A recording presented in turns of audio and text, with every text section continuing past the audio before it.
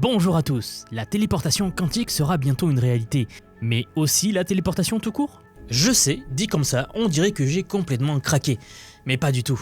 La Chine vient d'investir 17,5 milliards de dollars pour s'assurer d'être la première à en profiter. Car oui, ces dernières semaines, il y a une vraie accélération dans le domaine de la physique quantique, avec des percées qui s'enchaînent à un rythme que l'on n'avait jamais vu. Nous allons en parler aujourd'hui et surtout on va comprendre pourquoi tout ça change la donne de manière assez spectaculaire. Parce que oui, la téléportation quantique c'est un vrai domaine de recherche. Il y a des labos dans le monde entier, en Chine, en Finlande, en Angleterre et j'en passe, qui travaillent activement dessus en ce moment même.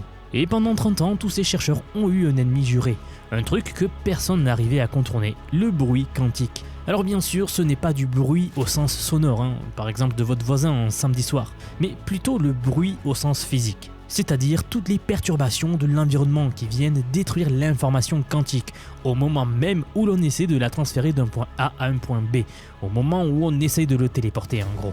Pour bien comprendre pourquoi c'est si grave, il faut revenir rapidement sur un concept fondamental qui est l'intrication quantique. En gros, deux particules peuvent être liées entre elles de manière tellement profonde que ce qui arrive à l'une affecte instantanément l'autre, même si elles sont séparées par X milliers de kilomètres. Et c'est justement cette connexion qui rend possible la téléportation d'informations. Alors attention bien sûr, pas de matière. On transfère l'état quantique d'une particule vers une autre, à distance, sans que rien ne voyage physiquement entre les deux. Sauf que cette connexion entre deux objets, deux systèmes, elle était extrêmement fragile. La moindre perturbation extérieure, le moindre bruit autour, et elle se casse, l'information disparaît. En physique quantique, c'est ce que l'on appelle la décohérence. Et concrètement, pendant des décennies, toute la recherche en téléportation quantique se résumait à cette bataille-là. D'un côté, les chercheurs qui essayaient de protéger l'intrication, et de l'autre, le bruit qui la détruisait. Et le bruit gagnait presque toujours. Et ça, ce phénomène-là, ça rendait Einstein complètement dingue à l'époque. Il appelait ça l'action fantôme à distance. Pour lui, c'était absurde, deux particules ne pouvaient pas s'influencer instantanément à des milliers de kilomètres sans qu'il y ait quelque chose qui voyage entre elles. Il a passé une bonne partie de la fin de sa vie à essayer de prouver que l'intrication quantique était une illusion, qu'il manquait forcément un truc qu'on n'avait pas encore compris. Et il avait tort, l'intrication quantique a été confirmée expérimentalement de manière définitive. Et c'est même ce qui a valu le prix Nobel de physique en 2022 à Alain Aspect. Le plus grand génie scientifique du XXe siècle s'est trompé sur ce point précis. Et c'est cette erreur d'Einstein, je mets entre guillemets bien sûr, ce phénomène qu'il trouvait impossible qui est aujourd'hui le fondement même de la téléportation quantique. Et puis, en mai 2024, quelque chose de complètement inattendu s'est produit. Une équipe de l'université de Turku, en Finlande, en collaboration avec l'université des sciences et technologies de Chine, à Hefei, a publié une étude dans Science Advance. Leur découverte, c'est la suivante. Le bruit quantique peut améliorer la qualité de la téléportation quantique. Oui, c'était tellement énorme que j'en avais déjà dédié une vidéo à l'époque, et vous aviez été très nombreux à y réagir. Donc, l'ennemi de toujours était devenu un allié, voyez-vous. Leur méthode repose sur ce qu'on appelle l'intrication hybride. Donc au lieu d'utiliser une seule propriété des photons, qui est la polarisation, ils vont combiner la polarisation avec la fréquence, une autre propriété des photons. Et cette combinaison change fondamentalement la façon dont le bruit interagit avec le système, parce que au lieu de détruire l'information, le bruit la renforce. Le professeur Piilo de Turku a été assez direct là-dessus. Il a dit que leur découverte inverse complètement le rôle du bruit dans la téléportation. Ce qui était nuisible devient bénéfique. Et les expériences réalisées avec des photons en laboratoire l'ont confirmé. On obtient bien une téléportation de l'état quantique quasi parfaite, même en présence de bruit. C'était un vrai renversement total de paradigme. Enfin, pas total, on était encore au stade de la preuve de concept en laboratoire. Mais la direction était donc assez claire et bien tracée. Et en fait, petite parenthèse, on parle du bruit quantique, mais je ne sais pas si vous saviez que le bruit tout court, c'est aussi l'ennemi de toute forme de communication, pas juste en quantique. Le Wi-Fi, votre Wi-Fi qui en souffre, le signal téléphone, même la radio. Sauf qu'en communication classique, on a une solution simple. On copie le signal et on l'amplifie à intervalles réguliers. C'est comme ça que votre voix traverse l'océan par câble sous-marin, et elle est recopiée et renforcée tout au long du trajet. Le problème, c'est qu'en quantique, c'est physiquement impossible de faire ça. Il existe un théorème fondamental, le théorème de non-clonage, qui interdit de copier un état quantique inconnu. On en reparlera un peu plus tard, mais c'est pour ça que le bruit en quantique était un problème d'une toute autre nature, que 30 ans de recherche n'avaient pas suffi à résoudre. Et que quand une équipe finno-chinoise démontre que l'on peut retourner ce bruit en avantage, Ça ne reste pas longtemps une curiosité de labo, c'était énorme. Puis arrive 2026. Depuis quelques semaines et le début de l'année, 3 percées distinctes sont venues montrer que la téléportation quantique est en train de quitter le laboratoire pour devenir quelque chose de vraiment concret. La première nous vient d'Oxford. Il y a quelques jours, le 18 avril 2026, des chercheurs de l'université d'Oxford ont publié dans Nature un résultat qui fait vraiment bouger les lignes. Ils ont pris 2 processeurs quantiques séparés physiquement, à 2 mètres l'un de l'autre, et ils les ont fait fonctionner comme un seul et même ordinateur, sans aucun câble entre eux, juste des photons. Mais la vraie différence avec tout ce qui a été fait avant, c'est qu'ils n'ont pas téléporté un simple état quantique, ils ont téléporté une porte logique. Et ça, c'est la brique de base dans le calcul quantique. Pour bien comprendre la nuance, un état, c'est de l'information, alors qu'une porte logique, c'est une opération, un calcul donc. Concrètement, ça veut dire qu'on peut désormais faire calculer un ordinateur quantique à travers la téléportation. La fidélité du lien intriqué entre les 2 machines a atteint 96,89%. Et la porte logique téléportée elle-même a fonctionné avec une fidélité de 86,2%. Et pour prouver que ça marchait vraiment, ils ont exécuté dessus l'algorithme de Grover, qui est un algorithme quantique capable de fouiller dans une base de données non structurée, et qui va bien plus vite qu'un ordinateur classique pourrait. Et cela a fonctionné, nous avions 2 machines séparées avec un faisceau de photons entre les ailes, et on a réussi à avoir un vrai calcul quantique distribué. Cela pourrait vraiment devenir l'architecture pour les supercalculateurs de demain. La deuxième percée récente nous vient de Chine, et plus précisément de l'université de Shaanxi. En février 2026, une équipe dirigée par Xiaolong Zhu a réussi la téléportation simultanée de 5 états quantiques. 5 en même temps. Avant ça, rendez-vous compte, tous les protocoles de téléportation transféraient un seul état à la fois. Pour vous donner une idée, c'est un peu comme si depuis 30 ans, on ne pouvait envoyer qu'un seul mot à la fois par téléphone, et que d'un coup, on passait à des phrases entières. J'aime bien cette analogie.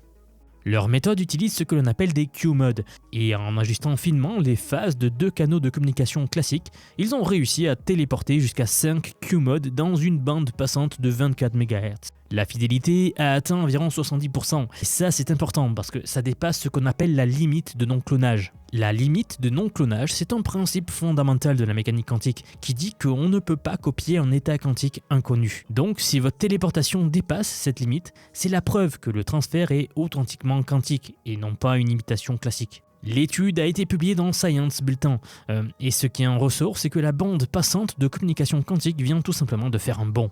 La 3e percée vient aussi de Chine, mais cette fois-ci de l'université de Pékin. Toujours en février 2026 et toujours publié dans Nature, qui au passage est le plus important journal scientifique au monde. Si vous êtes publié là-dessus, c'est que c'est du vraiment sérieux. L'équipe a construit le premier réseau de distribution de clés quantiques à grande échelle, basé sur des puces photoniques intégrées, avec 20 utilisateurs en parallèle et une portée agrégée de 3700 km. Et le point crucial, c'est que tout cela a fonctionné sans aucun relais de confiance intermédiaire.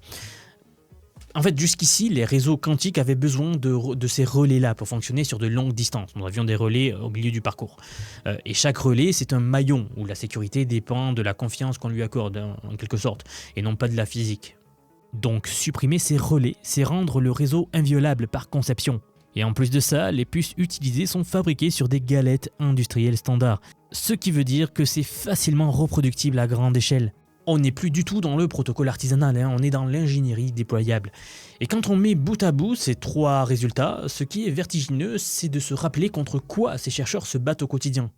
Rappelez-vous, c'était la décohérence quantique, vous savez, la décohérence, ce fameux bruit dont on parlait tout à l'heure. C'est aussi la raison pour laquelle on ne voit jamais d'effet quantique dans notre vie de tous les jours. En théorie, la mécanique quantique s'applique à tout, y compris vous et moi. Un électron peut être à 2 endroits en même temps avant mesure, il peut traverser une barrière qu'il ne devrait pas pouvoir franchir. Mais à notre échelle, avec des milliards de particules qui interagissent entre elles en permanence, la décohérence efface tous ces effets instantanément. C'est pour ça que vous ne traversez jamais un mur, ou que votre main ne traverse aucun objet, même si techniquement, la physique quantique indique que c'est possible, avec une probabilité tellement proche de 0 qu'elle est ridicule à notre échelle. Et les chercheurs en téléportation quantique, ils se battent contre exactement cette même force. Ils essaient de maintenir des effets quantiques assez longtemps pour pouvoir transférer de l'information, alors que la nature fait tout pour les effacer. Et c'est justement pour ça que ce qu'on vient de voir est aussi impressionnant. Alors bien sûr, ayant dit tout ça, il faut maintenant prendre un peu de recul pour voir le tableau d'ensemble, comme d'habitude. Parce que ces 3 percées ne tombent pas du ciel. Elles arrivent dans un contexte très précis. En 2016, la Chine a lancé Michus, le tout premier satellite de communication quantique au monde. Un satellite quantique, en gros, c'est un satellite capable d'envoyer des particules de lumière intriquées depuis l'espace vers des stations au sol. L'intérêt, c'est que dans l'espace, il n'y a quasiment pas de perturbations, donc les particules gardent leur lien quantique sur des distances énormes, là où dans une fibre optique au sol par exemple, elle se dégrade au bout de quelques centaines de kilomètres. C'est ce qui permet d'échanger des clés de chiffrement théoriquement impossibles à intercepter. Et Michus, sa mission devait durer 2 ans, il a tenu presque 10 ans, et il est re-rentré dans l'atmosphère en janvier 2026. Mais la Chine n'a pas perdu un satellite à ce moment-là, elle l'a rendu obsolète, parce qu'entre-temps, elle a lancé son successeur, le microsatellite Jinan-1, qui lui pèse 6 fois moins lourd et qui génère ces fameuses clés quantiques des centaines de fois plus vite. Et en parallèle de ça, la Chine a aussi construit tout un réseau au sol, plus de 12 000 km de fibre optique à travers 17 provinces, qui dessert aujourd'hui 6,8 millions d'utilisateurs via China Telecom Quantum. 6,8 millions. Et ça ne s'arrête pas là, ou plutôt je devrais dire ça ne s'arrête plus du tout. Car en plus de tout cela, le 12 mars 2026, le 15e plan quinquennal chinois a été adopté. Et la technologie quantique y figure en première position parmi les 7 industries du futur prioritaires. Première position, c'est-à-dire avant l'hydrogène, avant la 5G, avant les interfaces cerveau-machine. Et vous savez, quand Pékin met quelque chose en première position, c'est jamais juste symbolique. Le Fonds national d'orientation a déjà alloué 121 milliards de yuan au quantique. Ça fait 17,5 milliards de dollars répartis sur 3 fonds régionaux. Un pour le calcul et les capteurs autour de Pékin, un autre pour les communications dans le delta du Yangtze et un dernier pour les produits commerciaux dans la zone de Guangdong. En face de cela, nous avons l'Europe qui fait de l'excellente science, Oxford vient de le prouver, et la Deutsche Telekom a testé la téléportation sur 30 km de fibre commerciale à Berlin en janvier. Mais personne n'a l'échelle de la Chine, bien sûr. Personne n'a un réseau de 12 000 km et personne n'a 6,8 millions d'utilisateurs. Il y a un parallèle historique qui me frappe beaucoup dans toute cette histoire. En 1957, l'Union soviétique lance Sputnik, le premier satellite artificiel. L'Occident panique alors et les États-Unis se sentent dépassés. Alors Kennedy lance le programme Apollo. La compétition entre les deux blocs a accéléré l'ensemble du secteur spatial de manière incroyable. Et aujourd'hui, quand la Chine a lancé Michus en 2016 et a démontré la communication quantique depuis l'espace, ça a eu exactement le même effet.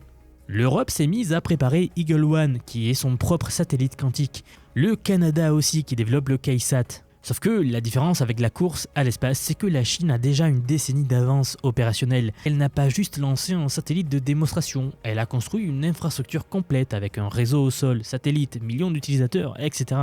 La vraie question c'est, est-ce que l'Occident aura son moment Apollo pour le quantique, ou alors est-ce que l'écart va continuer à se creuser ?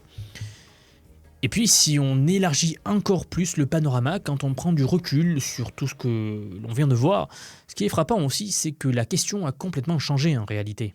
Pendant 30 ans, la question c'était « Est-ce que la téléportation quantique peut fonctionner dans le monde réel ?» Aujourd'hui, la réponse est oui, évidemment que oui. Le bruit a été partiellement maîtrisé. Les portes logiques sont téléportables. 5 états passent en parallèle. Les réseaux tiennent sur des milliers de kilomètres sans relais. Nous n'en sommes vraiment qu'au début. Donc la question maintenant c'est qui va contrôler l'internet quantique ? Parce que internet quantique c'est pas juste de la communication ultra sécurisée, c'est la capacité de relier des ordinateurs quantiques entre eux à travers le monde et de distribuer la puissance de calcul quantique exactement comme l'on distribue aujourd'hui du cloud computing. Et celui qui contrôle cette architecture-là, il contrôle une part considérable du futur technologique.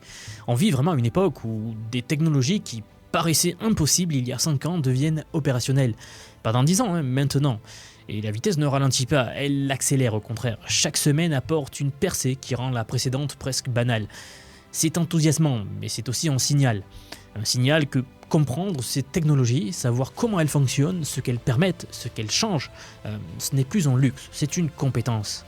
L'intelligence artificielle est au cœur de tout ça. C'est l'IA qui analyse les données et les expériences quantiques. C'est l'IA qui optimise les protocoles de communication. Et c'est l'IA qui accélère chaque étape de cette course. Messieurs, dames, si vous sentez que ces sujets vous passionnent, si vous voulez comprendre comment l'IA transforme la science et la technologie, et si vous voulez acquérir des compétences concrètes pour ne pas rester spectateur de cette révolution, alors j'ai justement quelque chose pour vous. J'aimerais vous dire que depuis quelques mois déjà, j'ai construit un programme d'apprentissage unique. Je vous apprends l'IA sous tous ses aspects. C'est un parcours que j'ai créé et pensé pour vous transmettre tout ce que je sais. Alors non seulement sur les modèles d'IA comme ChatGPT, Gemini de Google, Grok de Elon Musk, Claude, etc. Je vous montre en fait et surtout la manière de les intégrer concrètement dans votre vie, dans votre travail, dans vos projets. Et ce que vous soyez salarié, indépendant, entrepreneur ou même à la retraite. Car oui, nous avons beaucoup de retraités dans la communauté et ils utilisent l'IA au quotidien. J'ai récemment sorti la plus grosse mise à jour à ce jour de la formation. Ça fait un petit moment que j'en parlais, mais ça y est, elle est là, elle est en ligne. C'est un module entièrement dédié à l'automatisation par IA, donc en utilisant N8N. Autrement dit, la création d'agents IA, donc des espèces de salariés virtuels qui vont travailler pour vous et tout faire pour vous. En somme, vous faire gagner des heures et des heures et des heures. Vous êtes déjà plus de 6 à 7 000 à avoir rejoint ce programme, donc merci pour tout ce soutien.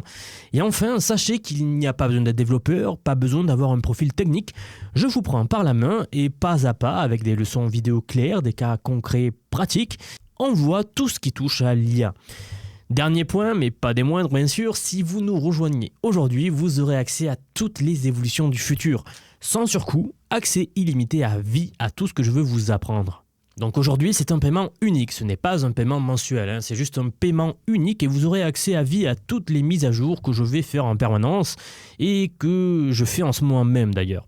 Donc si cela vous intéresse, vous avez les liens en dessous de la vidéo, donc soit en description, soit en commentaire épinglé pour nous rejoindre. Dans tous les cas, moi, je serai très heureux de vous accueillir dans le programme Vision IA. Si vous êtes encore là, merci d'avoir regardé cette vidéo jusqu'au bout et je vous dis à très vite pour la prochaine vidéo. À bientôt.